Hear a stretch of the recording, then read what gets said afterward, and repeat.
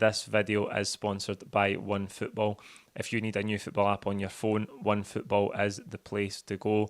You can select Celtic as your favourite team, and that'll give you all the latest Celtic news, transfer speculation, fixtures, and even live match updates if for any reason you can't make or watch a game. You can also add widgets to your home screen to keep up to date with Celtic's next fixture, who it's against, what the kick-off time is, all that stuff. And you can track leagues from across the world, league tables, top goal scorers, you name it, you'll find it all there on the OneFootball app. You can download it by clicking the link in the description of this video. It's free, absolutely free wherever you get your apps on your phone. And it's a great way to support Celtic Fans TV. So if you haven't downloaded it already, please click the link below and get involved. What's happening, folks? Welcome back to Celtic Fans TV. It's time for your Twitter reactions to Celtic 0, Real Madrid 3 on the opening night of Champions League Group F here at Celtic Park. We'll start with Patrick Murphy. The old cliche, a game of two halves. We were strong and spirited in the first, and this prompted Madrid to go up a few gears. At that point, we couldn't live with them, and there's absolutely no shame in that.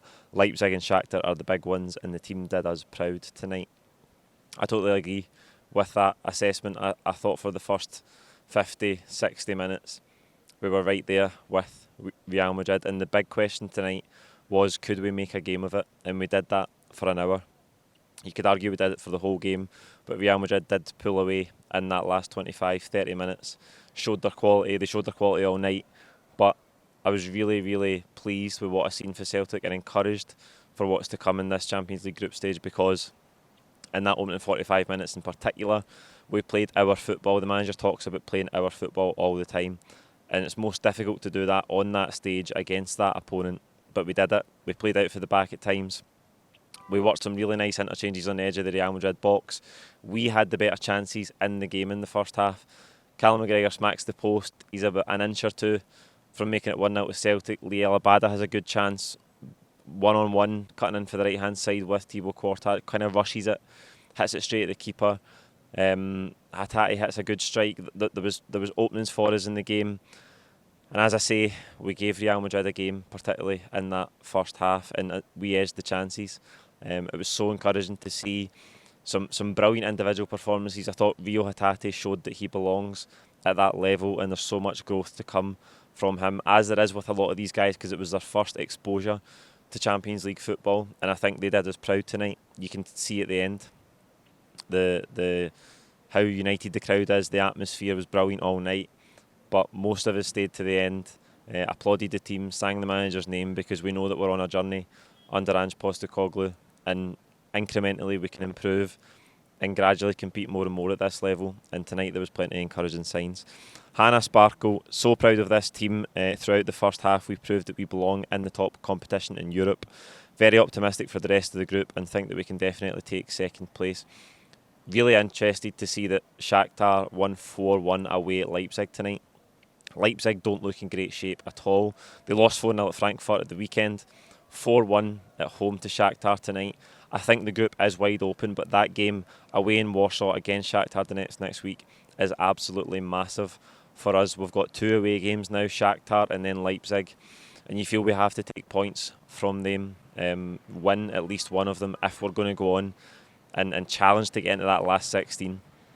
As I say, I think the group is open for us, and I think if we perform like that tonight against Leipzig and against Shakhtar, we will have a chance of getting points and getting wins, because Real Madrid are the best team in Europe, and for 45 minutes to an hour we gave them a game, and we gave a brilliant account of ourselves, and we showed that we can play our football at this level. The only difference is the margins are really small, and you have to take your chances when they come along. Obviously the McGregor one is the margin of a post, and Abada and a couple of the other openings. Maeda, there's a big chance in the second half, still at 0-0 in the game. Those are the chances you need to put away, and if you get the first goal in these games, it unfolds differently, and I think that would have helped us tonight. But when the chances come against Shakhtar and against Leipzig, we have to be ruthless, we have to be clinical, we have to take them. But I'm so encouraged from what I've seen tonight, and I think we can challenge those teams for second place in this group.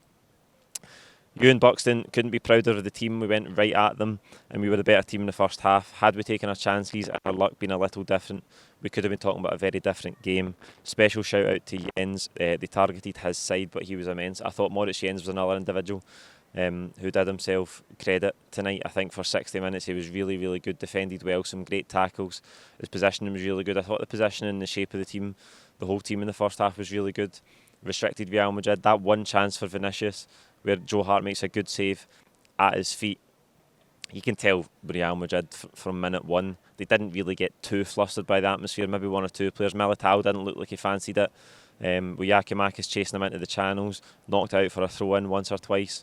But the likes of Kroos, Modric, Valverde, like, they don't get flustered. They've played in big atmospheres and the atmosphere is brilliant in there tonight, and Celtic Park is amongst the best atmospheres in Europe, but they don't make mistakes with the touches. The control is instant, the passing's one touch.